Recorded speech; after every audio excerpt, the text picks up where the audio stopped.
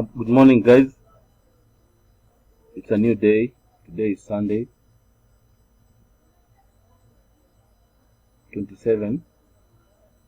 I want to give you 2 tips for staff draw. I'll start with the run. This team Fullard and Stefan. We play for staff draw.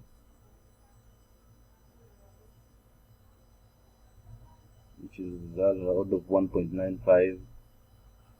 And then you come to another team here in Cairo, Egypt. Samoa. You play for staff also draw. You have an odd of 3.80. You stake $20. That's around 2,000 Kenyan shillings.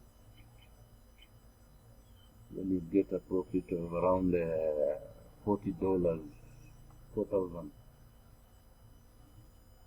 Remember, always take single before you multi-bet.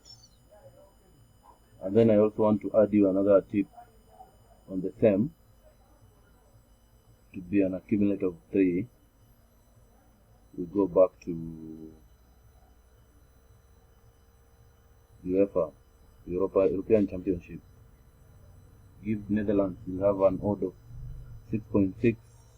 Take the same 2,000 shillings or $20, you win around $110. Profit is around $90.